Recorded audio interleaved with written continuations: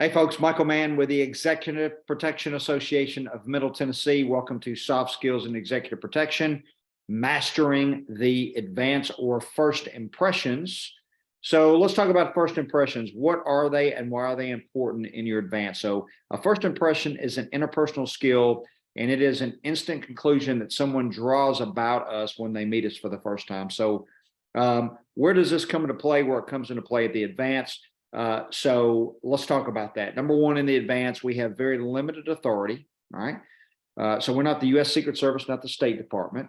So we just can't go in and take over a location. All right. So let's pretend like this is a luxury hotel, right? JW Marriott, let's say in downtown Nashville. I just can't go in there if I need to advance that hotel and just take that over. I've got to use my charm and personality with that security director to get things done that need to be done. So we have to depend on someone else. I have to have a very persuasive communication style. We cannot be directing again. We're not the U.S. government. We're not like a governor's protective detail, so we don't really have a whole lot of authority. And so we want also to have that person, our point of contact, to have a very positive conclusion at the end of this, because again, we may have to go back to that person and ask for help later on.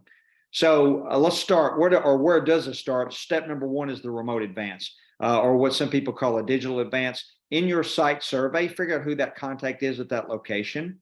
Find out what their working hours are, so you can do all that online. And then, if you can get a hold of that person or someone that is connected to that person, that point of contact, set an appointment with them prior to the advance. Okay. So once you get there, or once you set the advance up, we want to be punctual. If you've set up some sort of a time to meet with them, especially if we can meet with a point of contact and knock the advance out at the same time. So we want to be on time. Number one, it's professional. Number two, it's courteous. And number three, we are on their time. So we start talking about a first impression. Being on time is just overall, it sets that very, very positive example, and it's going to set that positive conclusion for any contact later on. So being punctual is step one. The greeting, introduce yourself. Let them know who you are. Be thankful. Thank them for their time. I don't care if they're going to take 3 minutes or 30.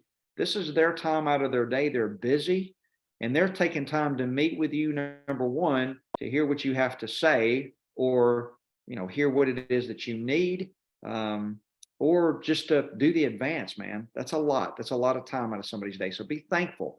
Compliment them. Tell them, that they've got a really great security program, that the facility that they're protecting, it's great, that their team looked great when you pulled up front and parked and they assisted you and told you where to go. Compliment them in their program. And then, of course, professional and personal, share something with them. Tell them exactly who you are, why you're there, and say something personal. Maybe you guys are connected to the local ASIS chapter. Maybe you have a mutual acquaintance. Tell them something personal about yourself. And so again, that greeting is very important. Body language. When we're talking to them, facial expressions, be happy. All right. We don't need to walk in there and with a scowl on our face and try to be Mr. Professional Bodyguard Manager. Just, man, be happy, smile. That goes a long way in the first impression. Eye contact. Remember, if I'm talking to them, I want to maintain eye contact 60 to 70% of the time. If they're going to talk to me, or I'm trying to listen to something they're talking to me about or telling me, I want to maintain eye contact 90% of the time. Use of space and barriers. Folks, remember their personal space.